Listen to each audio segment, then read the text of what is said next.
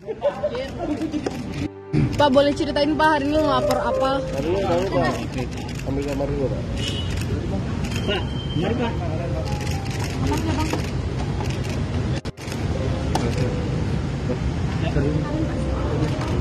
Ya.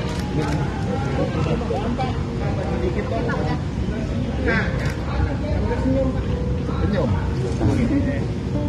Senyum lah Pak. Pak.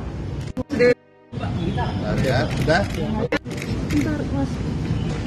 Udah nyala kok. Tadi kita laporkan atau informasikan tentang dugaan tindak pidana kolusi dan nepotisme kepada pimpinan KPK. Kami terdiri dua kelompok, yaitu Tim Pembela Demokrasi Indonesia atau TPDI dengan Persatuan Advokat Nusantara atau Perkat Nusantara, ya. Terdiri dari Erik Paat, RTU, Prestos Agustinus, Robert, Osman, ya. Tadi yang kami sampaikan untuk melaporkan dugaannya adanya tadi kolusi nepotisme yang dilakukan, yang diduga di Presiden kita RI Joko Widodo dengan Ketua MK Anwar, juga Gibran dan Kaisang dan lain-lain. Ini adapun dasar hukum yang kami pakai dalam laporan ini adalah Undang-Undang Dasar 1945 ayat 1 dan 3 yang menyebutkan negara kita negara hukumnya. Kemudian dugaan-dugaan yang menjadi dasar hukum lagi adalah TAP MPR nomor 11 MPR 1998 tentang penyelenggara negara yang bersih dan bebas kolusi, korupsi, dan nepotisme. TAP MPR nomor 8 tahun 2001 tentang rekomendasi arah kebijakan pemberantasan dan pencegahan korupsi, kolusi, dan nepotisme. Kemudian Undang-Undang nomor 28 tahun 1999 tentang penyelenggara negara yang bersih dan bebas dari korupsi, kolusi, nepotisme. Undang-Undang nomor 31 tahun 1999 tentang pemberantasan tindak pidana korupsi. Kemudian Undang-Undang nomor 19 tahun 2019 tentang perubahan kedua atas Undang-Undang 30 nomor 30 2002 tentang Komisi Pemberantasan Tindak Pidana Korupsi. Kemudian Undang-Undang nomor 18 tahun 2003 tentang advokat. Kemudian Peraturan Pemerintah nomor 43 tentang tata cara pelaksanaan peran serta masyarakat dalam pemberian penghargaan dalam pencegahan dan pemberantasan tindak pidana korupsi, dan Peraturan Pemerintah nomor 68 tahun 1999 tentang tata cara pelaksanaan peran serta masyarakat penyelenggara negara. Tadi pelapornya sudah kami sebutkan ya, terlapornya jelas. Kami menjelaskan tadi TAP MPR nomor 11 tahun 1998 itu disebutkan dikatakan bahwa penyelenggara negara telah terjadi praktek-praktek usaha, telah dikatakan bahwa penyelenggara negara telah terjadi praktek usaha yang lebih menguntungkan sekelompok tertentu yang menyuburkan korupsi, kolusi, dan nepotisme yang melibatkan para pejabat negara dengan para pengusaha serta sehingga merusak sendi-sendi penyelenggara negara dalam berbagai aspek kehidupan. Kemudian tadi pasal 4 TAP 11 tahun 1999 tentang penyelenggara negara yang bersih dan bebas kolusi, korupsi, dan nepotisme menyatakan bahwa upaya pemberantasan korupsi, kolusi, dan nepotisme harus dilakukan secara tegas terhadap siapapun. Jadi ini tanpa pandang bulu ya. Kemudian kita lanjutkan lagi masalah TAP MPR nomor 8 tahun 2001 tentang rekomendasi arah kebijakan pemberantasan dan pencegahan korupsi, kolusi, dan nepotisme. Pasal 2 ayat 1 dikatakan bahwa arah kebijakan pemberantasan korupsi, kolusi, dan nepotisme adalah mempercepat proses hukum terhadap aparatur pemerintahan, terutama aparat penegak hukum dan penyelenggara negara yang diduga melakukan praktek korupsi, kolusi, nepotisme, serta dapat dilakukan tindakan administrasi dan untuk memperlancar proses hukum. Sedangkan angka 3-nya dikatakan bahwa mendorong partisipasi masyarakat luas dalam mengawasi dan melaporkan kepada pihak yang berwenang berbagai dugaan korupsi, kolusi, nepotisme yang dilakukan oleh pegawai negeri, penyelenggara negara, dan masyarakat. Ini menjadi dasar hukum kami dari Tim Pembela Demokrasi atau TPDI dengan Persatuan Advokat Nusantara atau Advokat Nusantara melaporkan. Kami lanjutkan. Undang-Undang Nomor 28 Tahun 1999 tentang penyelenggara negara yang bersih dan bebas dari korupsi, kolusi, dan nepotisme, yang diatur lebih lanjut apa yang diamatkan oleh TAP MPR nomor 11 Tahun 1998 tentang penyelenggara negara yang bersih dan bebas kolusi, korupsi, dan nepotisme, yaitu penyelenggara negara yang mentaati azas umum penyelenggara negara dan bebas dari praktek korupsi, kolusi, dan nepotisme serta perbuatan tercela. Soal indikasi substansinya Nanti dulu ya. Oke, kita dulu. Ini dasar-dasar hukumnya. Jadi kami tidak mengerti seolah-olah kami ini asal seruduk saja gitu. Oke, saya bacakan satu aja lagi ya. Pasal 1 angka 4 nomor Undang-Undang Nomor 28 Tahun 1999 tentang penyelenggara negara yang bersih dan bebas dari korupsi, kolusi, nepotisme. Kolusi adalah permufakatan atau kerjasama secara melawan hukum antara penyelenggara negara atau penyelenggara negara dan pihak lain yang merugikan orang lain, bangsa, dan negara.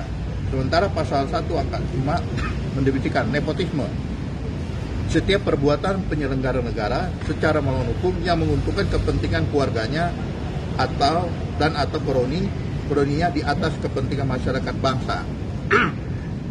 Maaf, keterkaitan kami melaporkan ini ada dugaan, kita mengetahui adanya beberapa gugatan yang sehubungan dengan masalah usia untuk jadi capres atau cawapres. Ya, di situ kita melihat bahwa kedudukan ketua MK sekaligus juga sebagai ketua majelis hakim. Kita melihat dulu ya. Kemudian ada permohonan yang berkaitan, di mana juga presiden di dalam setiap ada permohonan ini presiden dipanggil dan juga DPR, karena ini berkaitan dengan undang-undang. Jadi harus mereka hadir. Nah, kemudian di dalam daripada salah satu permohonan atau gugatan ke MK ini menyebutkan nama si Gibran. Ya, kemudian ada juga gugatan yang dilakukan ketua PSI. Dalam hal ini kita mengetahui bahwa Kaisang juga jadi ketua PSI. PSI. Nah, kaitannya bahwa presiden dengan Anwar itu ipar.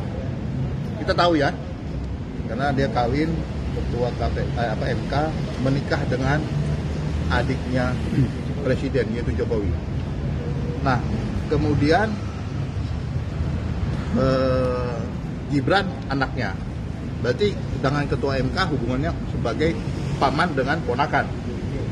Kemudian lagi PSI, yaitu Kaisang, ada keponakan dengan paman.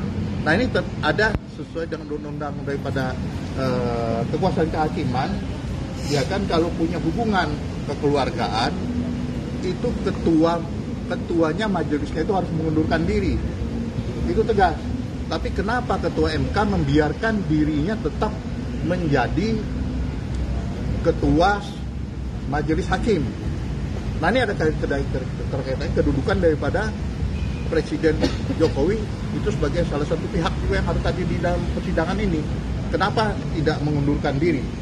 Nah, sebagai seorang ketua MK, masa tidak tahu undang-undang daripada kekuasaan kehakiman? harusnya dengan tegas dari awal, saya tidak berhak. Banyak karena berbenturan kepentingan. Senyatanya kan tidak, diam-diam saja. Lebih-lebih lagi adalah di sini Presiden Jokowi juga entah hadir itu dihadiri oleh kuasa hukumnya, tidak juga menyatakan meminta supaya Ketua MK yaitu Ketua Majelis Hakim Pak Anwar itu mundur karena berbentur kepentingan. Nah ini kami lihat seolah-olah ada unsur kesengajaan yang dibiarkan dalam penanganan perkara ini. Nah itu yang kami lihat adalah dugaan kolusi nepotismenya antara Ketua MK sebagai Ketua Majelis Hakim dengan Presiden Jokowi dengan keponakannya Gibran juga keponakannya Kaisar. Itu intinya. Dalam laporan keluarga Pak Jokowi kan saya melihat itu ada 8 9 hakim MK termasuk panitera yang dilaporkan. Ya. Apa alasan dasarnya? Itu kan yang menurut kami, karena kan kalaupun hakim-hakim itu juga harus mengetahui, harusnya kan minimal menyuarakan juga hal itu. Nah, kenapa diam semua? Iya kan? Walaupun dia anggota majelis, dia tahu dia pimpinannya itu mempunyai hubungan kekeluargaan, hubungan kerabat, harusnya menyampaikan, ya kan? Tidak bisa. Ini melanggar. Ini kan yang dilaporkan ke Dewan Etik. Ya kami juga yang melaporkan. Sudah kami laporkan. Ya. Pak, lalu laporan itu apakah diterima oleh KPK? Terima. Tadi sudah saya sampaikan yang foto tadi diterima. Kita tunggu lagi tindak lanjutnya. Kita berharap negara ini kan jadi bersih. Bagaimana masyarakat pimpinan yang akan datang? Ini kan bicara tentang ini kan. Bagaimana mau percaya dengan nanti kalau yang terpilih presidennya si anu gitu kan? Apalagi berkaitan dengan kalau yang cawapresnya adalah Gibran, kemudian menang, orang jadi bertanya-tanya gitu kan. Sementara negara kita negara hukum. Bagaimana mau terjadi penegakan hukum? Sudah terjadi adanya kolusi dan nepotisme. Gimana mau menegakkan hukum? Kalau korupsi tidak akan terjadi. Kalau pemimpinnya saja sudah melanggar hukum, siapa yang mau didengar? Siapa yang mau dihormati? Iya kan? Sudah tidak ada lagi. Bagaimana negara ini mau bangun? Bagaimana negara ini mau jadi negara yang betul-betul bersih dari permasalahan-permasalahan hukum? Jadi sebenarnya kita negara hukum harus bersumber dasar hukum. Nah, dari awalnya saja sudah terlihat terjadi pelanggaran-pelanggaran hukum. Pak, dalam laporan ini tadi ada bukti atau dokumen apa aja yang diserahkan ke KPK? Ada kayak putusan dari MK, ada beberapa yang sudah diputus yang berkaitan dengan ini. Kemudian juga ada laporan kami, somasi kami kemudian kepada MK supaya 9 hakim itu mundur memang perkara ini, kemudian juga laporan pada etik dan ada beberapa lagi yang lain. Oke, harapan untuk ke KPK seperti apa? Kita berharap KPK tanggap cepat. Karena ini sangat bersih. Kalau lambat-lambat, kamera Pak. Iya kan? Kamera Pak. Geser kanan Pak. Aku jadi permasalahan lagi. Jadi kalau kita mau menjelaskan masih panjang lagi. Nanti kita akan mengambil tindakan lagi, kami undang lagi. Ada masalah-masalah lain yang kami tidak bisa ungkapkan sekaligus. Ya. Pak, putusan MK soal cawapres menurut KPK ini harus diulang lagi atau bagaimana? Bukan diulang lagi kan. Putusan yang bertentangan dengan ketentuan hukum yang berlaku. Pak, kamera Pak. Depan aja Pak, kanan Pak. Ya, ketentuan hukum yang berlaku apakah sah atau tidak? Apakah mempunyai kekuatan hukum atau tidak? Dasarnya udah salah gitu kan. Kalau kita bangun rumah fondasinya udah salah, kira-kira runtuh nggak bangunan rumahnya? Bermasalah apa tidak?